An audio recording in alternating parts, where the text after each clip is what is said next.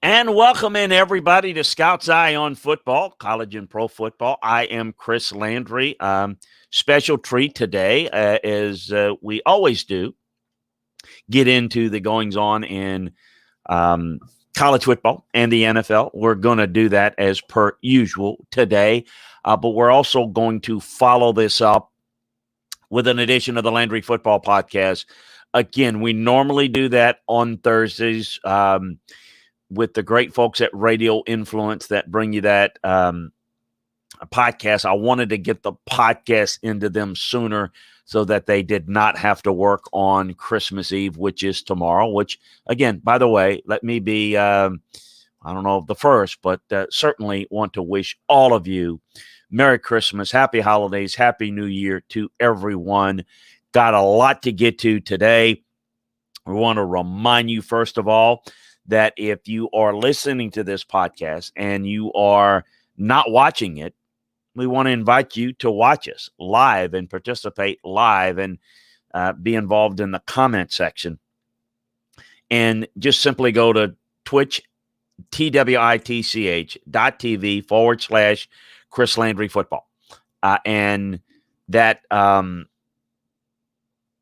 will get you there. Or you can go to LandryFootball.com. Even simpler. Click on follow Chris on Twitch TV. It'll take you right there. Folks, subscribe to it. It's free. You're going to receive a commercial-free experience. You're part of Amazon Prime. It's free as subscribers. You are the Chris Landry Football insiders. And we're going to lean on you to cheer, have fun, and, of course, participate in the chat room as part of the Chris Landry Show. So, if you like what we do, cheers to a few bits. We always appreciate that. You see this on the screen. Just hit cheer, and it'll be right on the chat room.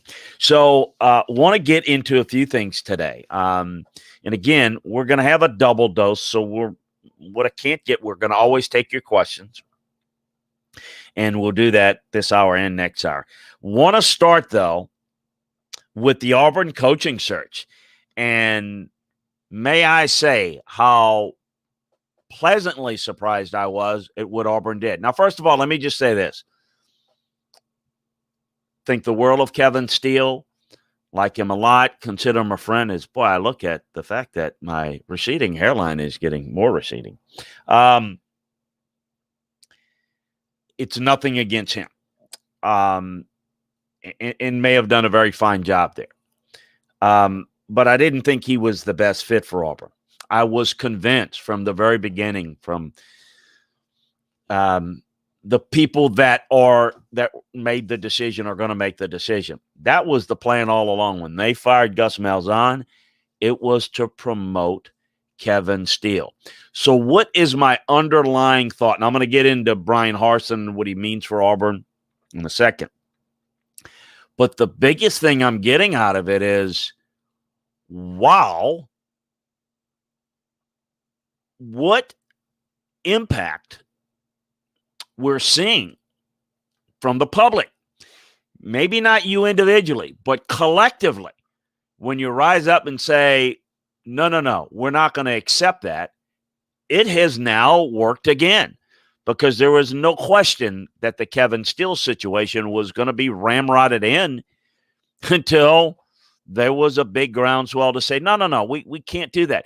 And what was ironic in kind of figuring out how this last night, because I did not see Brian Harsin getting the job, and I've known Brian for a while, and I've been involved with him in potential interest in jobs, and I did not see this connection, did not see it. But I really applaud Auburn for saying, no, we're going to do something, and we're going to do it differently. And about the fit in a second, we'll get into it. But it was very clear that there was a feeling that, hey, look, this is not going to go over. We're not going to be able to sell this, meaning Kevin Steele, and we're going to have to do something else. And,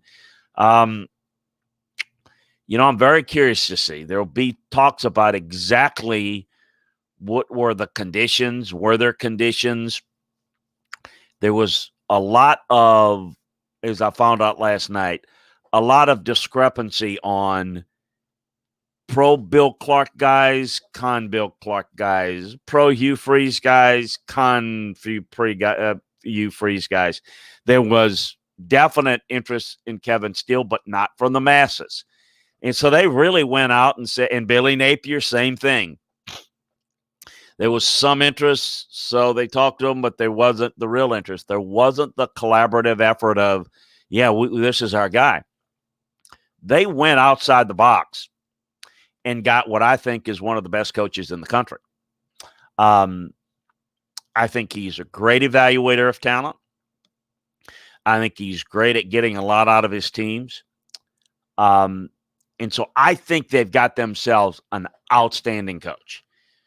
Now, I'm a little bit surprised. Well, no, I'm not a little bit surprised. I am really surprised that this is where Brian wanted to go and about the fit.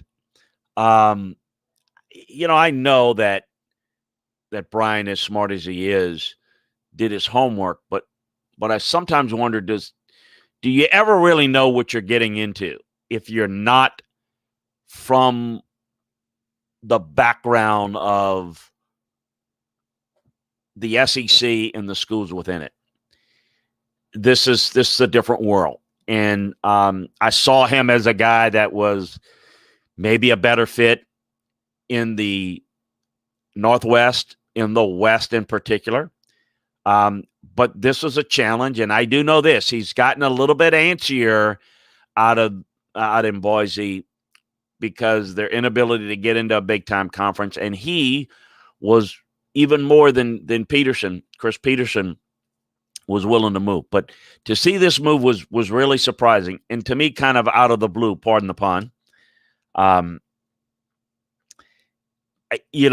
wonder how much latitude. I would imagine he'll be able to do what he wants, but I would imagine in the conversation, there's probably a comfort level both ways.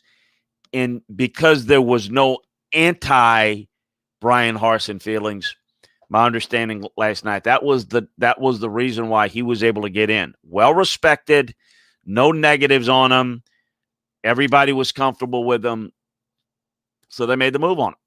He was one of many guys. For people who don't know, that when you have a coaching search, and what I do in a lot of my is more coaching evaluation, there are a whole lot of names people look at. You'd be surprised. There were a whole lot of people that were looking really hard at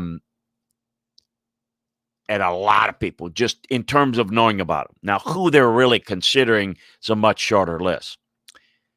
But the fact that Brian ended up being the guy is really intriguing to me. I am really excited to see how this will work. The recruiting fit, getting into the Southeast, being able to make those relationships, being able to develop something he can do. It is a different element, though. At Boise, if you do a really good job, they recognize you. If you don't, they you fall off the radar, out of sight, out of mind. It doesn't happen anywhere, certainly not at a place like Auburn. The difficulty of the Auburn jobs is everybody will point out, everybody wins there. Yeah, they do. And that puts a lot of pressure because even Gus Malzahn got Auburn to the national championship game. Gene Chizik won a national title. Pat Dye, who is an icon there, consistently won, has field named after him.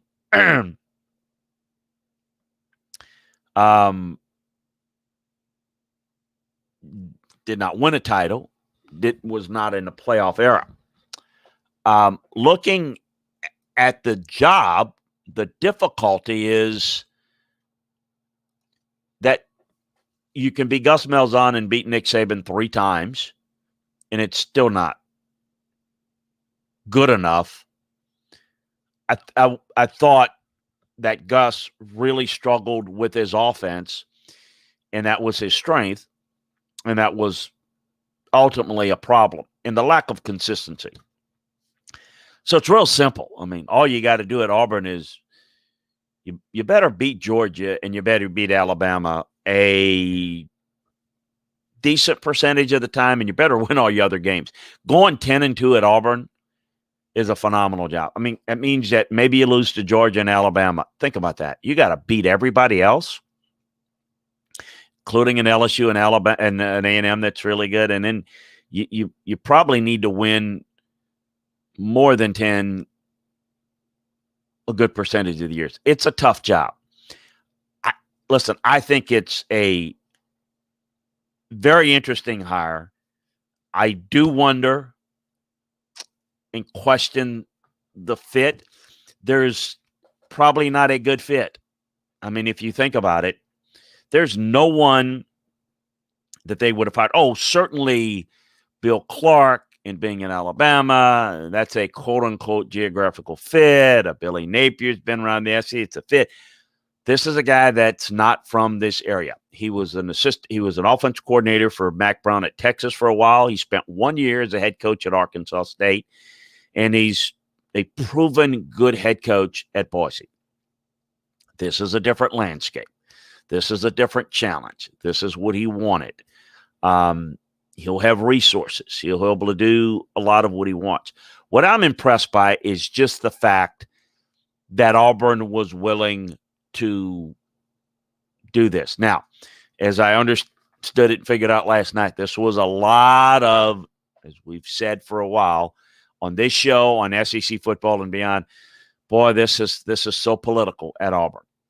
So you had the boosters that clearly wanted Kevin Steele. Alan Green was a part, the athletic director, was a part of trying to, let's just say, stoke the flames of, let's just go ahead and hire Kevin Steele. And I think it had a lot to do with the PR nightmare. Once it became a PR nightmare, they got scared of the Kevin Steele move. Alan Green in particular was really concerned about how he would be perceived because, look, this is one of those things where when you're the key booster, you may make the decision behind the scenes, but you have plausible deniability. I'm not the athletic director. I'm not the president. So in the end, Jay Goog, the president, and the athletic director, Alan Green, said, hey, you're not going to be the one that's going to have this on your hands. But then they really stoke the flames of, okay, if the public doesn't want this, then we got to go out and hire somebody that's proven. And yet, when they go and interview some of these folks, that they basically the interview process was about, well, one guy, I want you to interview Hugh Freeze. I want you to interview Bill Clark. I want you to interview Billy Napier. Well, okay, we'll interview him, but it's kind of like, we not real thrilled about him. This guy doesn't like him. So it's a lot of politics. It's a lot of, what they have to do in Congress, right? You have to make sure you massage this ego, you massage that ego because you need their money, but you also understand that there's a lot to do with it.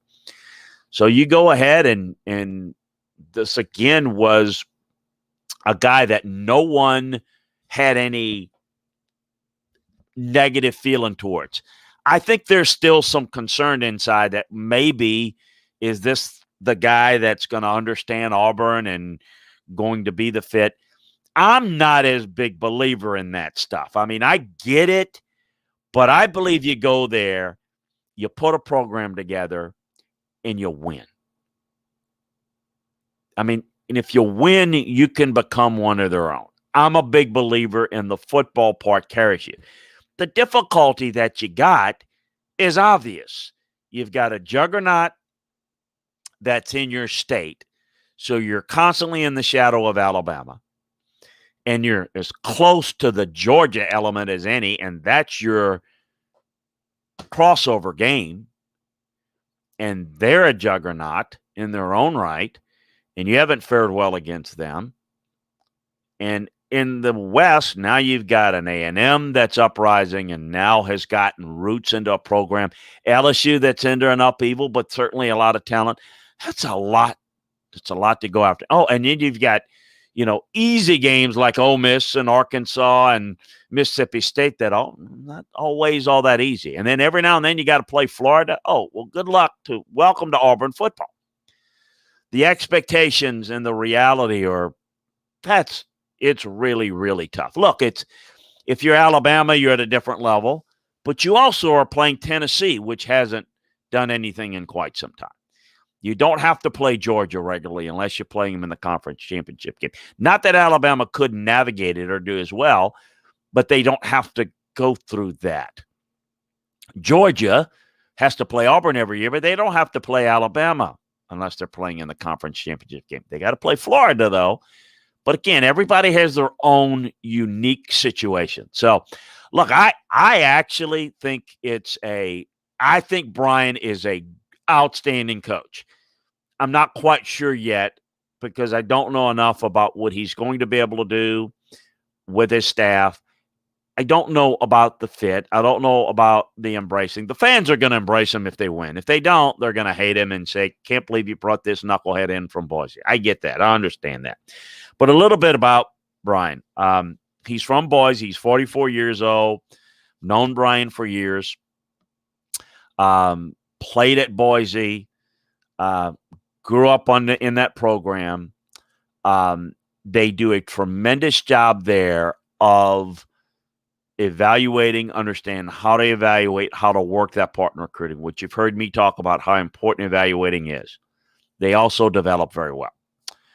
He has been great throughout his career with quarterbacks. He's done a phenomenal job. He's won and competed when he's had to against really Power 5 teams and have done very well. He replaced Chris Peterson. He's been there 7 years. He was a fast track guy. He was a guy on my list, and I keep a book, my list of guys in every category, very, very high, very, very high on the list of top guys. In that Luke Fickell, but even more, been there longer, elite type guy that I've been looking at a Power 5 opportunities. I just didn't see the fit for him at Auburn or Auburn with him. So I am just tickled pink. Again, I've said here and there, felt all along it was going to be Kevin Steele, and still feel that that's likely where it was headed. But until the groundswell came about, I think that really changed pardon the pun, changed the tide of the course of it, which, look, I think sometimes you need to be pushed out of your comfort zone. I think Auburn's done that. And so I think the people that wanted to see that, and a lot of the Auburn fans do, I think are going to be excited. Young, energetic guy. I would just say this. Now, I know this is kind of ridiculous to ask the fans, but the patience of build something with stability. I think that Brian can recruit an elite level. He's got to do it at Auburn, and at an elite level at Auburn is different. It's not just finding the right 3 stars. You better get the 5 stars and the 4 stars. You better challenge the Georgias and the Alabamas in recruiting. Just like Dan Mullen must do so, Brian must do so. I think there's some similarities with, not personality-wise, but in terms of football acumen. I think there's some similarities between Brian Harsin and Dan Mullen, with the difference being that Dan Mullen coached in the SEC at Mississippi State and did a phenomenal job there. Brian hasn't had that. He hasn't had that job that would be, okay, this gets your feet wet in the SEC, and then you go to a bigger job. He's going into the deep end right away at a bigger time job. So I think, again, not much experience out of Boise, lifetime there. What's he going to do with Kevin Steele? Is Kevin Steele going to stay? What about Rodney Garner? Did he express the desire to maybe consider those guys? He'll have control, I think, to do what he needs to do. But what is that? Maybe he's more amenable to doing that. Maybe that has a lot to do with it. But I'm excited, and those of you that listen to me know that I thought this was going to be Kevin Steele, and I turned about wrong. And I did not see, not playing coy with you. I didn't see this coming. This really was a surprise. I thought after we got done with, or as we were doing the SEC football and beyond yesterday, that, look, I know that Kevin Steele has been the guy all along, but I just don't know if they're going to be able to put that through, and maybe there'll be a surprise. Well, the thing about a surprise is if I knew what the surprise was, it wouldn't be a surprise, right? That was a surprise to me. And when it came down yesterday afternoon that said this might happen, I wasn't quite sure what I was hearing, but I'm excited to see how this works out. So we're going to I'm going to get into some issues on the LSU staff and some thoughts about Illinois. Let's get to some questions and some thoughts that you guys have.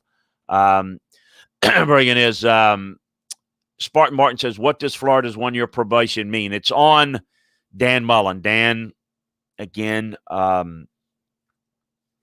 you just got to be smart about how you do things. It just means he can't go off campus for a while. It's not going to have a huge effect, but it's not ideal. Let's call it that. Happy holidays. And Woodchet King, thank you. Auburn fan base. Let's see. Auburn fan base seems mostly happy with the hire. I think they were fatigued by the Auburn family. P.S. Jig's dad, appreciate you. I hate when work wants to take precedence over what's really important. So we appreciate that priority. Chris, do you have an analysis of Garrett Shrader, and is he like Eric Dungey? Do you think he beats out DeVito next year? Do you see Shrader being able to do what Dungey did a few years back? Garrett Shrader is a talented guy. We're talking Syracuse football here.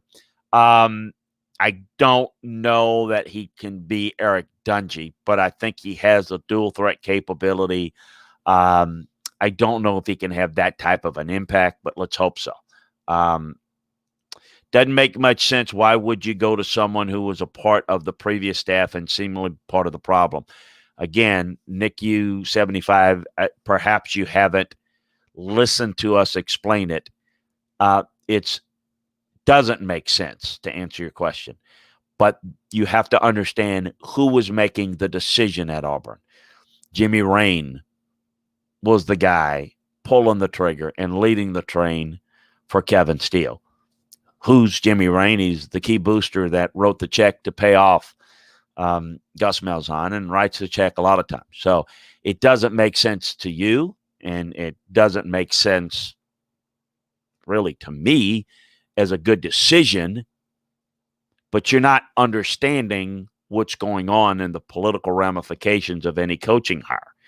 So when the guy making the decision is doing what he wants to do and really not maybe what's best for the program, you get a lot of these decisions. So what doesn't make sense from a outsider viewpoint of what's best for the program, well, those people think they have their school's best interests at heart sometimes, but most of the time they have their own best interests. So that was the reason for that. My point is, how is Steele is a better alternative. Again, apparently you're not listening. He's not a better alternative. He's the alternative for the power brokers there that wanted him. They tried to push him through. Okay. The fan base didn't want it. I think the fan base agreed with you and likely with me that as much as I like Kevin, as much as I think Kevin is a better football coach than Gus Malzahn, I think Kevin's defenses has been really good. I don't think that's what the Auburn folks, I don't think that was best for Auburn. Now, I don't know that Brian will be the fit and all of that. We'll see. But that's the whole point. So hopefully you get a better understanding what we are talking about now. So hopefully that educates you on that. Chris, how would you compare what Harsin has to deal with starting at Auburn to what Saban when he started at LSU? Well, completely different because Saban didn't have somebody in the West that was as good. LSU was a program with a lot of potential, but Alabama wasn't very good. I mean, they were going through Dennis Franchione, who did a nice job there, but certainly not an elite level. Auburn had Tuberville, who's a good coach, and Saban built something, and he built a really good program at LSU, a national championship caliber program. But the difference is for all of everybody now is that Saban didn't have somebody like what Saban is now. Right now, the difficulty for anybody is you're chasing Saban. Think about this. Ed Orgeron is the longest tenured coach in the SEC West. Mike Leach, Lane Kiffin, Sam Pittman all completed their first year. You've got Jimbo, who's now been there a couple of years. You've got Ed, again, who's been there a while. And then you've got Auburn with a new coach. There's the chasing of Alabama / Saban that's getting a lot of these guys fired. Now, on different levels. At Arkansas, they didn't fire their coaches, their last two coaches, because they couldn't beat Alabama. They just fired them because they couldn't win a darn game at Arkansas for like 2 years. Sam Pittman did a good job. Matt Luke wasn't quite getting it done there as a favorite son, and Lane Kiffin was a bright light that they wanted to bring into the program. Mississippi State, Mike Leach was a name. Sam Pittman was a hire that was roundly criticized and worked very, very well. So it's the chase of Saban that's the real problem.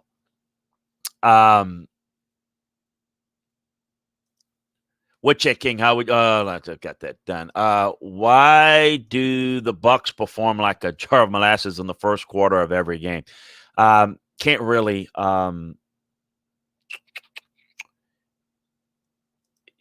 explain that.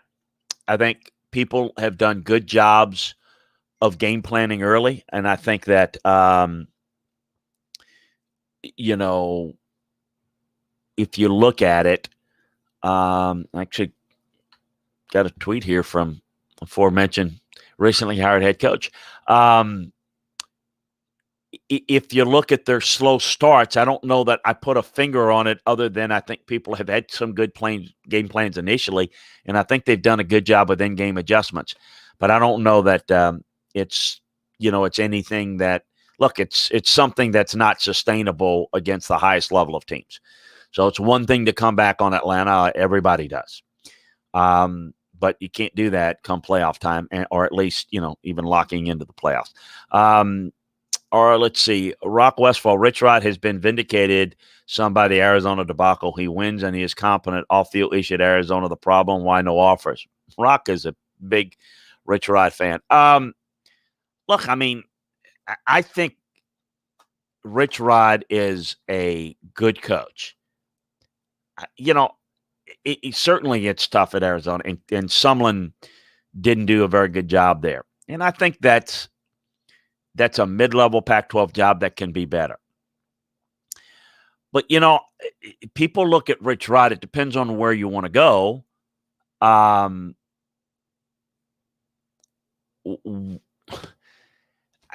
He was not very good at Michigan. We know Michigan's been a disaster. Rich Rod, in my opinion, let me just give you my opinion on Rich Rod. Known him for years. And I do think that he's warranted another look and another opportunity. I think a lot of his concepts on offense have been good. It needs to be updated. His defenses have been awful.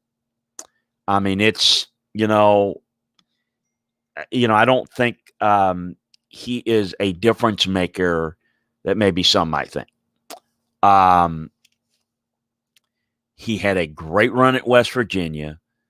It led to the Michigan. He got offered the Alabama job, by the way. In fact, he accepted it and then backed out. And then they went back and made a run at Saban. Boy, how things would have been different had that changed, because Rich Rod certainly would have struggled at Alabama. I think he is a capable guy. I think he needs to go somewhere where the expectations are moderate. I agree with you. I think he did some things at Arizona that are pretty good. Not an elite coach. You know, if you look at it, probably a better fit for him. And I do think the off the field issues, I think, boy, he didn't handle the Michigan job was a collapse. And I know Michigan hadn't been good since. But again, that's not a reason to say, well, let's go hire Rich because everybody else, Jim Harbaugh struggled at Michigan. I think people are looking for new, looking for young. I think, you're darned if you do, darned if you don't. Because I got a question here, and I'm going to great having Nick U75 with us. He asked a question about Brett Bielema. I'll answer this. So people criticize, okay, you hire retreads, and that's exactly what Rich Rodriguez would be considered by a lot of people. I don't know that I would quite agree with that, but you can hire somebody with experience, and if he's got that, I think everyone's looking for the right fit. And look, there are a lot of good coaches out there. And look, I deal with this an awful lot this time of year.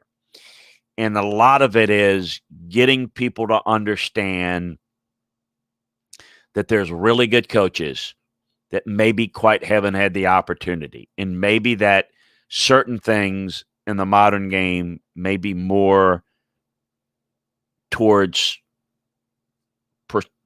pursuant to maybe a younger guy. And I do think a lot of administrators like to say, hey, I want to get my guy. I want to do something that's different. I want to have something that others didn't have. And I don't want to bring in some guy. And I just don't think you need to get locked into anything. I think you can look at a Rich Rodriguez. And, I think the fits, again, need to be where you think it might work. I don't think as competent of a job as he did at Arizona. I think he is a better fit more in other parts. I did not think he was a good fit at Michigan. It proved out he didn't do a very good job. So, look, I think those are all things that are, valid questions about where you want to go with your coaching searches.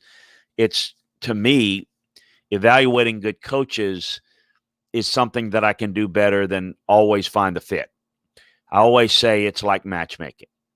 So I can tell you that I think this person is a good fit, but the chemistry has to be there, just like in matchmaking.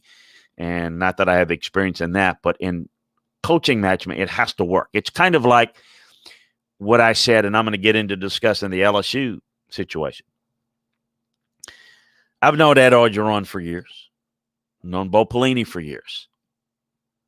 I mean, I think in and of itself, they both have good qualities. And Ed wanted Bo Pelini in the worst way. And I fought it because I know both their personalities, and I thought that was going to be combustible. And it was. And, I feel like crap because, you're not able to figure some of that out, or you're not able to get them to figure it out, and they don't see it. And sometimes you see it, and you just can't get your point across, and it's kind of frustrating. No different than when he hired Matt Canada. I thought egos were going to clash, and you got a problem. It's not that they can't coach or can't fit. It is just the fit. The fit is important in a lot of cases. Not every person, it's not one size fit all, one place fits all. So, and a lot of it, like with players, evaluating players. Yeah, I can talk about players being really good, but, everybody talks about it like when they talk about the draft. Well, what about this guy? What about that guy? You got to understand what in their defensive system, is he the ideal linebacker? No. Well, then that's not a fit. The fact that he's really good and he gained all sorts of honors, that doesn't correlate. That doesn't translate. So understanding what you're looking for and what type of scheme you run and what players are scheme versatile. that can do a lot of things with it. There's a lot of different things. There is no question that coaching is the same way, and I see it a lot in the same way. It's about fit. So, how did Nick said? How did Bielema to Illinois come about? Well, first of all, I like Brett. I recommended Lance Leipold from University of Buffalo. And to be honest with you, it's not like I recommended him out of the blue and who the heck is he? The athletic director there knew Lance Leipold. So the fact that he chose Brett was really interesting because it's not like, well, I'm not going to hire Lance because I don't really know him. He knows him. Again, maybe there's something there that he wasn't quite as comfortable with, or maybe he felt like, I'm not sure Lance is the right fit for us here. I think there was a lot of pull with Brett because of his experience coaching in the Big Ten.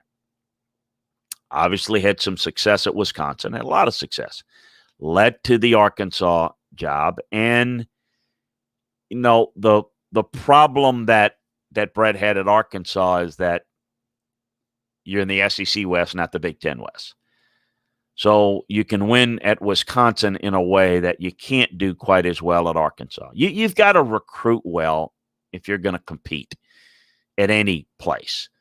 But recruiting acumen and development of players is all relative to who you compete against. The Big Ten West, they feel like, okay, what is Brett going to do? Going to run the football, going to recruit big offensive linemen, and they're going to be powerful. And I think Illinois will be competitive. It's fine. I think he'll go to bowl games. I don't know that he's going to reach Wisconsin heights there. In fact, I'm pretty sure that he won't. But he's not going to reach the Arkansas depth because doing what he did at Arkansas limited him. He couldn't bully at LSU. He couldn't bully on Alabama, and he didn't have enough explosiveness, and the offenses weren't good enough. And, you know, just the team ultimately wasn't good enough. And the expectations at Arkansas is a little bit more. At Illinois, you can go to bowl games. You can be competitive. You just can't suck there. Now, is it going to take Arkansas into the different stratosphere? Well, I think Lance would have been a more dynamic, energetic recruiter. I think Brett's limited as a recruiter. Brett is from Illinois, okay? He has that background. He played at Iowa. Again, so coached at Iowa, coached at Wisconsin. That is the reason. That's what led to it. Let me see here. I've been frustrated with seeing this as Rich could be Leonard Fournette because it seems like he breaks tackles, and he's reminding me of Trent Richardson. Is he seeing the whole correctly? Listen, Leonard Fournette is a frustrating player. He was when he came out of high school in New Orleans, he was like the next Adrian Peterson. And once you got to know him, you realize he's not a very hard worker and very prima donna-like. And so whether it's rehabbing from injuries or spending the extra time needed, he is not the player that that he could be. He's talented, yes, but you don't get Leonard Fournette each and every week. He does. Trent Richardson is just was a different type of a problem, but there's no question underachievers. You shouldn't feel bad. All you can do is recommend now. Let's see. How much credit does Dorsey deserve, if any, at Cleveland? He also seems competent, solid at KC. What's his issue? Well, the biggest problem that John Dorsey, Rock, he deserves some credit. There's some players on that team that's really good. But he also decided to hire Freddie Kitchens instead of Kevin Stefanski, who the Browns ended up going ahead and hiring anyway. They also, he didn't do a very good job. While he got some individual players there, he also hasn't been very good at understanding how to build a team in the right culture. And so you notice that. So while on one hand you can give him some credit for some of the players that are there, the coach and the culture wasn't quite as good. He had a long relationship with Andy, but Andy saw the very same thing I'm talking about, which is why, if you look at it, since Andy and if Brett has taken over Kansas City a different level, look, I mean, they got Mahomes, and that's what set them off. But they're also, they can take, certain guys and not that they are not, Tyreek Hill's a character guy, question mark, and there's a couple of other guys, but they've been able to figure the culture a little bit better. John didn't do a very good job of that leading it in Cleveland, and a lot of it is what we're talking about, the head coaching hire. You go ahead and hire Freddie Kitchens, who had just been named offensive coordinator, and you put him in a head coaching role he wasn't ready for, just because you can control him a little bit more. This is, again, self-preservation, just like we talked about in some other coaching hires. That was a big part of it. Do you disagree with my theory that Brett harmed himself with Dan Enos? Arkansas was – I think Dan Enos fit exactly what he wanted, though. They tried to get a little bit more explosive. I think they hurt themselves by not being able to recruit elite defensive players that can compete in this league. That was the biggest thing, personally. Sorry if I missed this. How are things going with the Arizona search? The Arizona search is going. I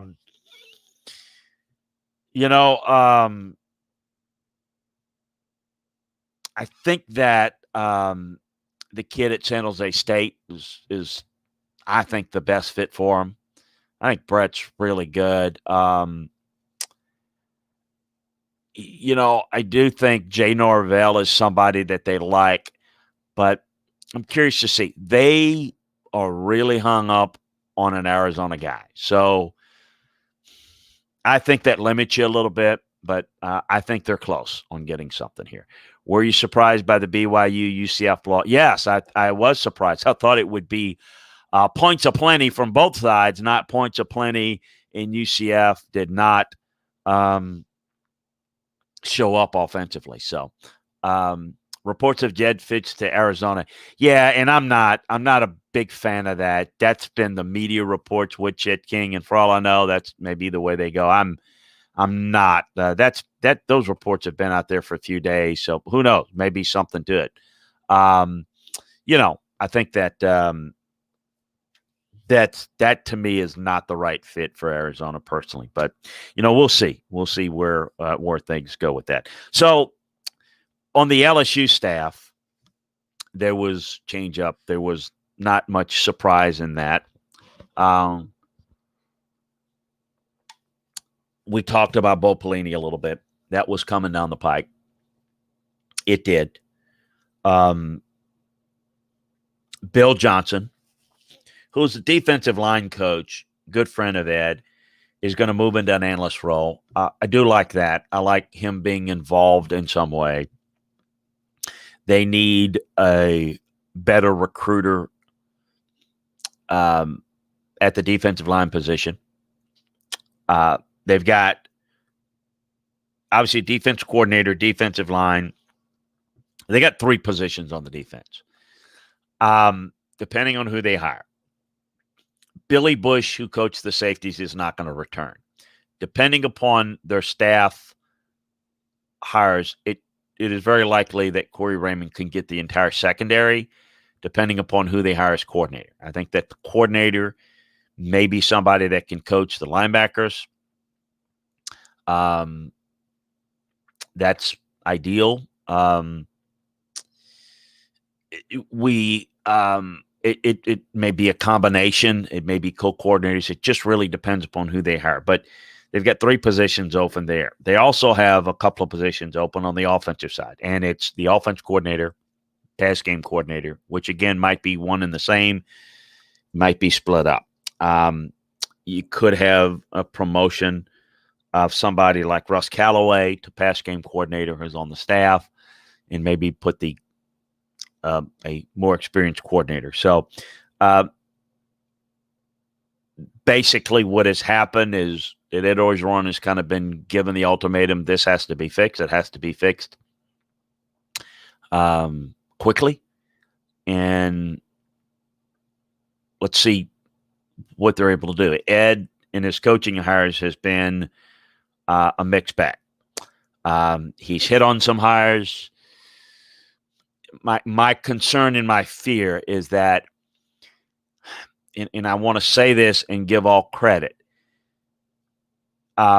he's going to need help to get the right hires in place. Like, for example, Joe Brady was not his unearthing. He's the head coach, and but he was convinced to do that. It didn't take a lot of convincing, but he didn't find Joe Brady. It was found actually by Steve Ensminger, and so hopefully they're able to put together a staff. There's some really good people, some people he's familiar with, some people that some of us are familiar with. There's some really good defensive coordinators out there that, and this is one of the things about when the Bo Pelini situation blows up. Now I think Ed wants to go with somebody that he knows and he's comfortable with. It's kind of late. So now what I'm afraid is that he may take somebody who's a really good coordinator that I think would be a good fit, that he's not as familiar with. A couple of guys that I've really got my eyes on for him that I think would be really good fits. I don't know that he's going to be comfortable with because he doesn't know them. He wants somebody that he knows. That limits you. I think that you got to get to know people. I think you got to get to know their personalities. I think you need to get to put people together. So we'll see where things go there. But there's a lot there. We talked on Bielema. We talked a little bit on Arizona. As I said, I think Brett Brennan is the direction I would go there over Jed Finch. We'll see where it goes. A couple of other questions you have there. Could you see the 49ers moving on from Jimmy Garoppolo in the offseason as their quarterback? Possibly. I think there's going to be some changes around the league from a trade free agency standpoint. Certainly the draft factors that in too. Thoughts on Todd Grantham as a defensive coordinator? Listen, Todd's been hyper aggressive. He brings a lot of heavy blitz pressure. When you don't have the guys that can cover quite as well as they normally do, it doesn't work quite as well. Rock ass is Randy Shannon in trouble. I think he could be. When it comes to Ed fixing the situation, what does that translate into? X number of wins and not as dysfunction of a program. Look, they're not going to be as bad as they were this year, and they're not going to win the national championship like they did last year. I'm really going out on a limb with that, right? Of course it's going to be somewhere in between. It does matter, though, that how it looks, how young guys get developed. I do think there was a little bit of a positive how the team played towards the end of the year. I think that, and by the way, Steve Ensminger, you mentioned there, and Woodchet King asked, do you think Ensminger will be a good influence on Orgeron? Absolutely will. And I think Steve is going to stay on and be involved in an analyst role offensively, which is great for the modern day coaching staffs. I think he and Bill Johnson will be great assets, and I think be in better position to help the program in the role they're going to be in, because neither one of them are great recruiters. So I think a real positive influence. But in terms of what's needed, look, I mean, the program has to be certainly rebuilt in some directions, but we got to see some stability. The issue and the problem with a coach like Ed is that it's always going to be a hit or miss with Ed. Ed's not an offense coordinator, a defensive coordinator. And as we said, as a head coach who hires well, he's a mixed bag there. So if you hire a Joe Brady, it's great. It's great for 1 year. They have success. They're gone. They don't have success, they're fired. So creating stability in that environment is tough because, as I've said before, if you're a Jimbo Fisher type of guy, you're going to run that offense. You know how things want to be. And you can hire a guy and give him a lot of control on the defensive side and say, you go get it. It's your thing, and I need to approve it, but you've got a lot of free reign there. And unless that's a head coaching job, you've got a pretty stable environment or a chance to create stability and roots. If you're Nick Saban, well, there are a number of things you can do. He's great at understanding how he wants the offense to look and hiring on the offensive side. He's great on hiring because look what he did, bringing in Lane and bringing in Sark and Brian Daboll. And, even Jimmy Mack won a national championship as an offensive coordinator. And then defensively, you're going to run his defense. So you got the best of both worlds there. Plus, he can hire ex-coaches that can be coordinators in waiting on the staff and just go from one to the other and just, all he's got to do is just go down the hall and there's his next coach. He's got a good situation. With Ed, it's a little bit more of a mixed bag. So my fear is with Ed, as it was when he got the job, is that you're going to get a mixed bag. Now, I didn't expect national championship last year, and I didn't expect complete crater into the abyss this year. But I think we're going to see probably more inconsistency than the powers that be like. Look, it hasn't been told in so many words, but basically Ed knows that he doesn't have a whole lot of time to turn this around. And that comes from Scott Woodard.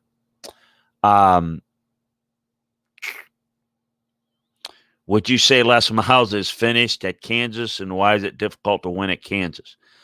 Well, Les Miles has been given a vote of confidence because his buddy hired him, Jeff Long, the athletic director there. Les is not a good fit at Kansas. Les is not a good fit in a lot of places because Les has to be somewhere.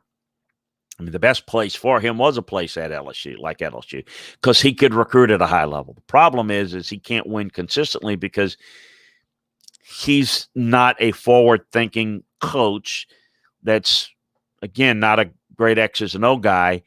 But if you put him in a place like Kansas, well, what do you have to do at Kansas? You have to get more out of less, pardon the pun. Less gets less out of more. Again, too many puns there. Awful fit at Kansas from the very beginning.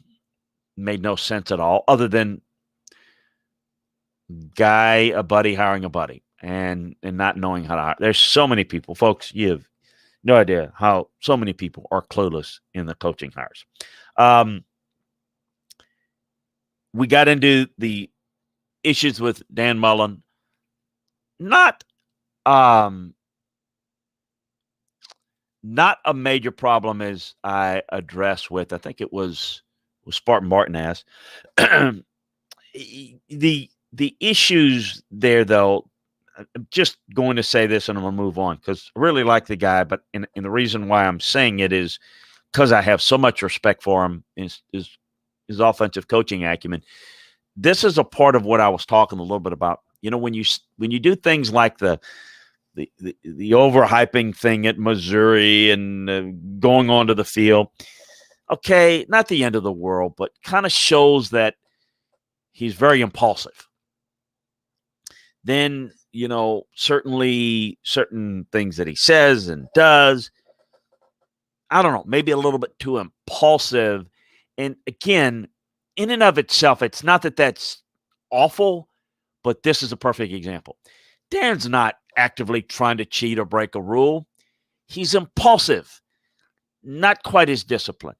And there you go. You got a mistake that not going to devastate the program, but little things, take care of your business, tie up the loose ends. It's that lack of discipline that leads to the poor preparation in a game against LSU. That, I think, puts a stain on their season. Not a big stain. Just look, it happened. It shouldn't have happened. That's a team that you're much better than this year, and you didn't take care of business. And you rebounded and showed what you can do against Alabama in competing, but you didn't take care of those loose ends. Well, it's those loose ends that leads to a player doing something stupid like throwing a shoe, which, again, player loses his mind. But do you think in a more disciplined environment that a kid would ever think about throwing a shoe or a helmet or anything? No, just it's one of those things that I think I want people have maybe get the wrong view. If you see a trend with me, I want people to succeed. Every player, every coach, I want them to do their best. I understand that every year coaches are going to get fired because when these guys have more success than these guys get fired. I get it. You try to bring it out. Try to be fair and objective. I don't want to be one of those guys that say that everybody that I know and I like is great and, you got it wrong. And you got to call it like it is. I see it like it is. There are guys that I don't like that I give credit to. There are guys that I really do like that I have to criticize. And sometimes it's in between. Sometimes it's a mixture. With Dan, I really think this guy can be great for Florida, but I think he needs to tie up some loose ends. Just like with Georgia, I think he's got a good handle on some of the things that maybe Dan is not as good at, but he's certainly nowhere near getting the offense where it needs to be, but maybe he is. Maybe he's on the path of that. So I want to see. But we do have some issues now. Florida, not big. Tennessee's issues with the NCAA, we're going to watch and follow. Look, I don't know until I know exactly what happened. I'm probably more concerned about the LSU issues with it relating to the sexual assault issues. But again, I don't know exactly what happened behind the scenes in them. Those are some of the thoughts. I guess Neil McCready's negotiations with ULM were undercut by Terry Bowden. Yes, it was. We're really disappointed, but glad to have Neil McCready with Dan Mullen is going to keep UF relevant in the media for better or worse. No press is bad press. I don't know about that, Spartan Martin. I think bad press is good. Good press is good. I think I think you can always get better. So always like that. So what was my scouting evaluation of Rex Grossman? Rex, I didn't have a high grade on Rex. I thought he was a 5.9 grade. There's a chance to make it, be a backup is what I thought. He actually did a little bit better and graded out better in the league than I thought he would. And Deion Sanders, Deion Sanders was very, very easy evaluation. He was what he was. And Nick U 75, what does it take to win at a place like Kansas? I tell you what it takes. Glenn Mason did it. Mark Mangino did it. Here's what you have to do. You have to be good at developing players, and you have to be good at finding the right type of players from the high school level, and you have to use the JUCO to your advantage. So what I'm saying is you have to place really good players that maybe are not the right fits academically or character-wise, and you have to send them to the Jayhawk League in JUCO, and you need to bring them back with what we call 3 to play 2. 3 years to play 2. And you've got to have a plan when you bring them on your campus to get them into academic programs where they can be successful, getting them into programs that can become better citizens. And that's where you can get elite players at Kansas that other people know that are elite, but they're not going to recruit them because they got some character or academic issues. You have to recruit to the JUCOs, and you have to have a plan for them there and a plan for them coming out, like Bill Snyder did at Kansas State. I think if you do that, you can have success. And with that, you can then become more impactful with high school recruiting, and you have to have really good young coaches. What type of style? You need to in that league, you need to be able to score a lot of points. You need to be able to do that. But you've got to maybe find some undersized guys. Kansas State's a good model. Kansas State, you can go get a Darren Sproles. Why? Nobody recruited the guy because the guy was 5'5", and that's with heels on. You got to go get that guy. The guy that can be special despite the lack of size. The guy that can be special with the size but doesn't have great speed. You got to be able to find those guys and develop them. Mention Rock says talking about Kansas. I've always say quarterbacks. Well, Nolan Cromwell was a quarterback, but they ran the option with him. So they were running option ball then. He wasn't a quarterback. He was an option quarterback. You can get quarterbacks today. My God, you can get quarterbacks. Racing was an example, but you can get a lot of those guys. Man, you can go in the state of Texas, and they're all over the place. The guys that just are a little bit too short, but they can throw it. Everybody's throwing it. Go get you one. Go get you a few, because a lot of those are not going to be recruited by some of the bigger schools. You can absolutely do it. But winning there is, here's the thing. Oh, you can't win at Kansas. No, you can't win a conference title at Kansas, but you don't need to. You can go to bowl games there. You can win 7 games a year and keep that job pretty much forever. And maybe you get the right type of guys in the developmental program, and you can have a year where you can win 8, or with the right schedule, win 9. Holy mackerel, you can have it. But then if you do that, you're going to take that opportunity and you're going to move on. Mangino did a really good job at Kansas. He got fired for being a guy that was a little too rough and did some things they thought that crossed the line. So that was the issue there. Hey, we're running into the next hour. We're going to get into the next hour on the Landry. Let's quick. I'm going to do this. I want to get into a couple of things. But some matchups this week. I'll go into a little bit more if I have time in the next hour. But the key things I'm looking at this week is Miami, Las Vegas, Indianapolis, Pittsburgh, key games, Rams, Seahawks, really intriguing games. We're going to get into why and some of the playoff matchups as we are 1 week away from the last week of the regular season, and then we're in playoff time. But we're going to get into the new age of coaching searches. We're going to get more into that on the Landry Football Podcast coming up, and then how the searches differ a little bit from college to the NFL. We're going to take more of your questions, so keep them coming. We're going to be flipping over, taking a short little recess here, and then we're going to get into the Landry Football Podcast. So stay where you are. A double dip here on the Chris Landry Football Twitch channel. Stay tuned. We'll be back in just a couple of minutes.